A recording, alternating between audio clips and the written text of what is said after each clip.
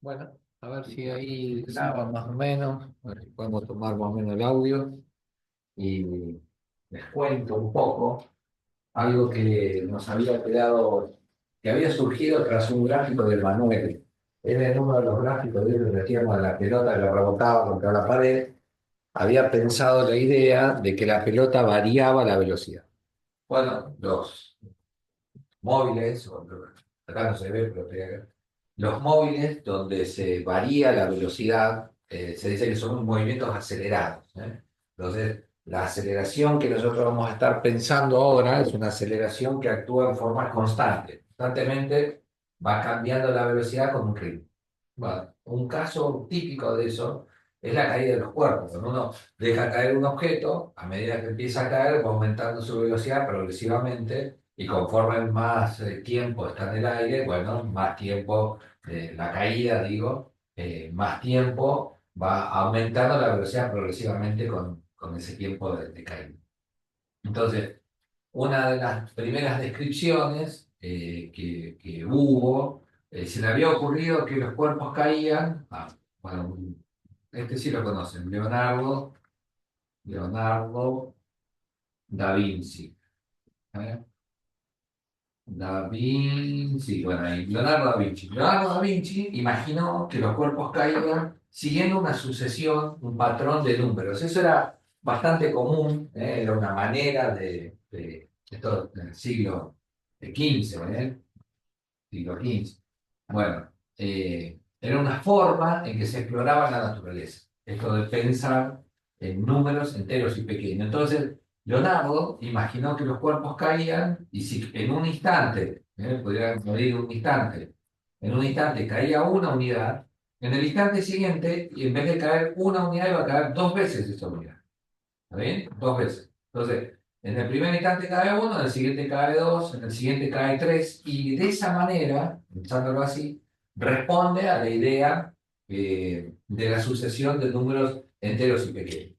Entonces, es una especulación, ¿eh? Es una especulación. No sabemos en realidad, no hay una manera de poder medir el tiempo en el siglo XV en tramos tan pequeños, ¿no? Imagínate, aún con el celular, ahora si lo quisieras hacer, el tiempo que esto tarda así, no alcanzás a apretar dos veces el botón. Entonces, esto es una especulación. Imagina de esa manera. En el siguiente momento va a caer cuatro veces la primera distancia. Entonces, eso ajusta a un modelo de explorar la naturaleza. Tengo calor, no sé qué cosa. Bueno, un modelo de explorar la naturaleza, ¿eh?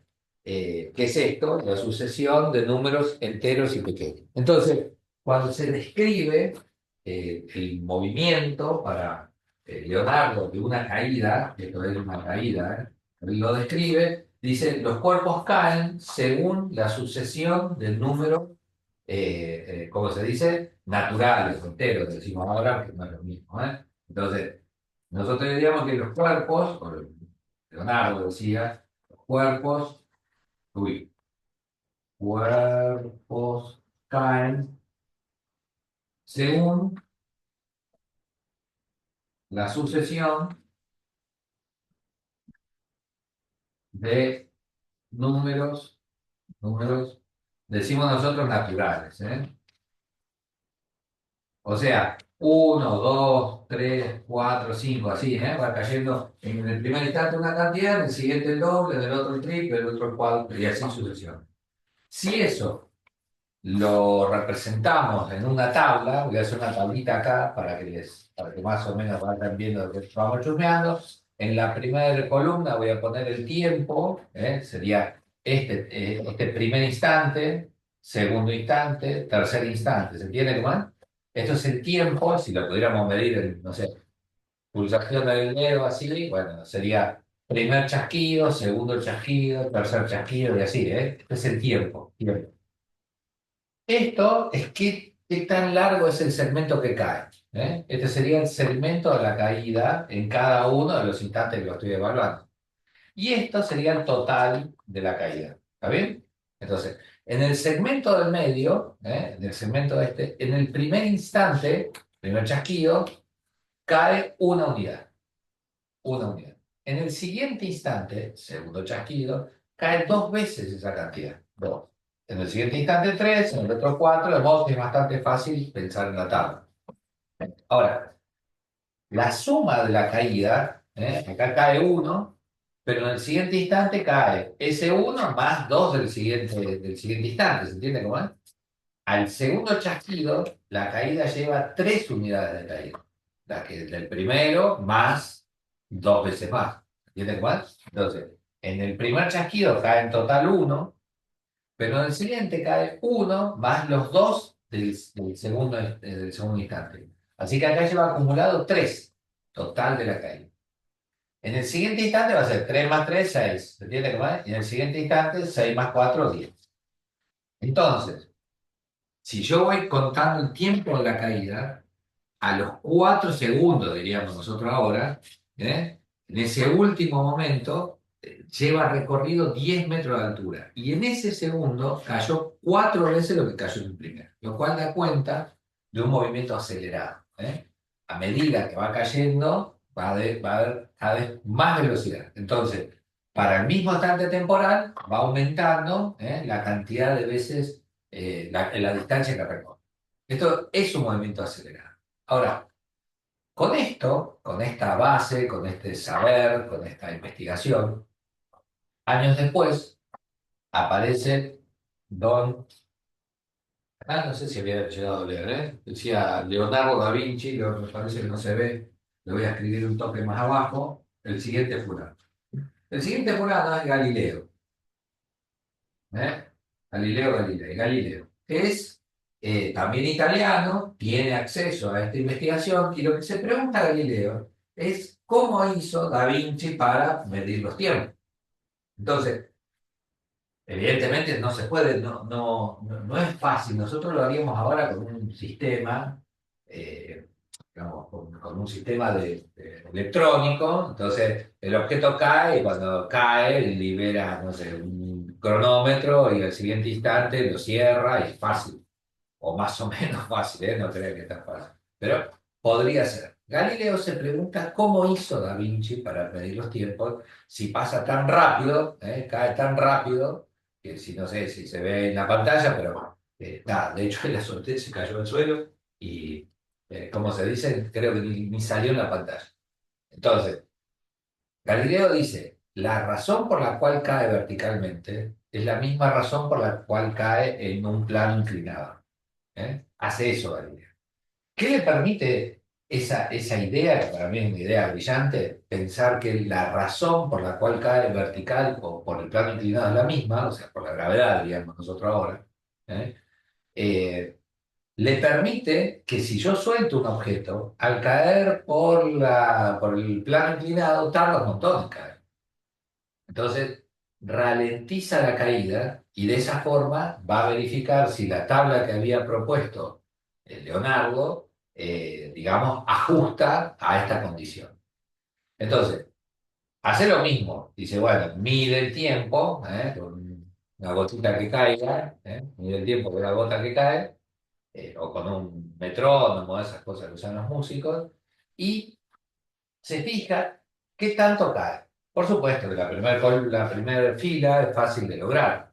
Haces digamos, un recurso sonoro, como puede ser una gota, y acá lo que hizo don Galileo fue poner una campanita. Acá le mandó una campanita.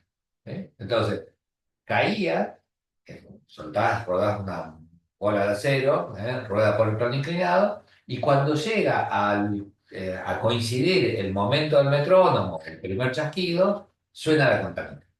La pelota esta le pega a la campanita y en ese momento vos haces una marca, pones la campanita, haces una marca y decís, esta es mi primera unidad, esta primera unidad. ¿eh? La U.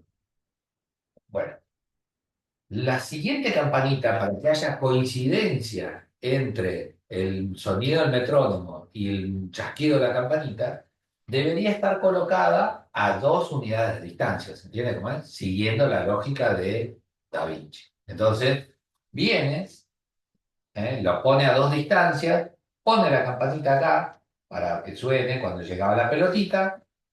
Resulta que la pelotita llega en segunda posición, golpea la campanita, pero el metrónomo todavía no llegaba a sonar. No había coincidencia sonora Y por lo tanto, la campana golpea antes que el cronómetro, que el metrónomo, perdón. Lo que habría que hacer es correr la campana un toque más abajo, aumentar la distancia de la caída para que se dé esa coincidencia. Entonces, ahí estaría ensayando Don Galileo un poquito para arriba, un poquito para abajo, la corre un toque más abajo, la campanita, ¿eh? Y ahí sí tiene coincidencia. Encuentra que la campanita, o digamos, a partir de la coincidencia, se fija cuál es la posición de la campana. Y encuentra que tiene que correr la campanita no 2 veces, sino 3 veces. ¿Eh?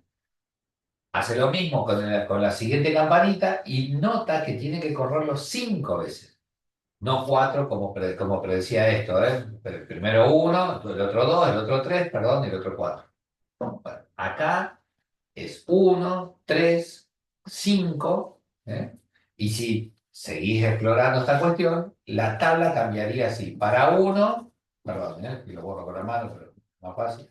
Para uno, uno, ni un problema. Para dos, en vez de caer una unidad, cae 3 veces esa unidad. Y en el siguiente instante cae 5 veces esa unidad. Y en el siguiente instante cae 7 veces esa unidad. Entonces, lo que nota así Galileo y la descripción de este movimiento diría, los cuerpos caen, como habíamos puesto antes, los cuerpos caen, ¿eh? Caen según la sucesión de números. ¿Y qué números son estos? 1, 3, 5, 7. Nosotros habíamos dicho la sucesión de los números naturales. 1, 2, 3, 4, 5. Pero acá son la sucesión de números 1, 3, 5, 7. ¿Qué números son esos? Sí, muy bien. Lo aprendí de Dora la Exploradora. Sí, muy bien. Bueno, son números impares, ¿eh?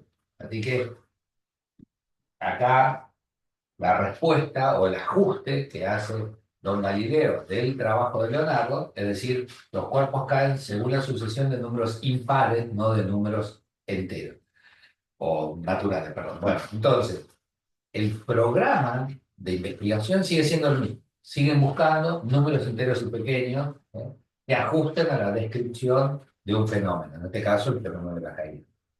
El programa sigue siendo el mismo. Sin embargo, hay un ajuste importante acá.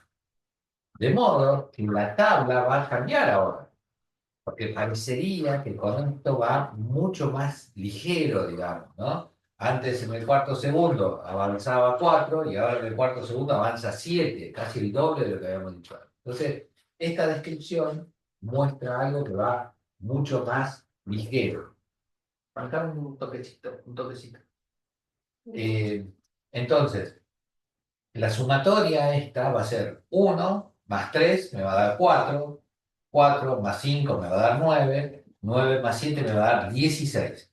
¿Eh? Se ve cómo va acumulando cada vez mayor, al mismo tiempo, distancias mayores, ¿no?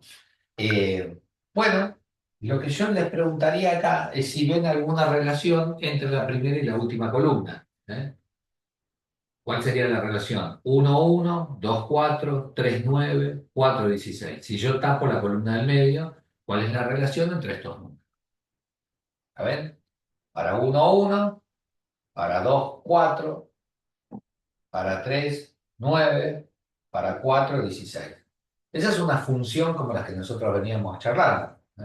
Es una función esta sería acá la altura total que cae y este es el tiempo.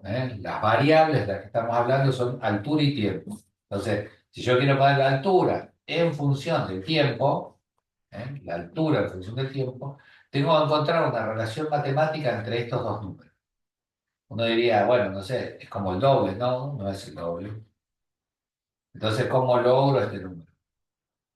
Ahí vamos mejor, que sería si lo multiplico por sí mismo. Por ejemplo, 1 por 1, 1, 2 por 2, 4, 3 por 3, 9, 4 por 4, 16. Así que si multiplico por sí mismo, el tiempo, logro saber cuál es la altura. Poderse multiplicar por sí mismo es elevar al cuadrado. Así que la función que estamos imaginando diría que h está en relación con el tiempo al cuadrado. Esto lleva un ajuste porque, por supuesto, estos tiempos, segundos, qué sé yo, y esta altura son metros, o sea que necesita una constante que ajuste. Antes, no sé, cuando pensábamos en las funciones lineales, el coeficiente me decía cuál era perdón, la pendiente de la recta. Acá no es una función lineal, es una función que va a ser así. ¿eh? Es una constante de ajuste, que sería el coeficiente de la función, pero el término no es lineal, sino que es cuadrático. La altura de la caída depende del cuadrado del tiempo.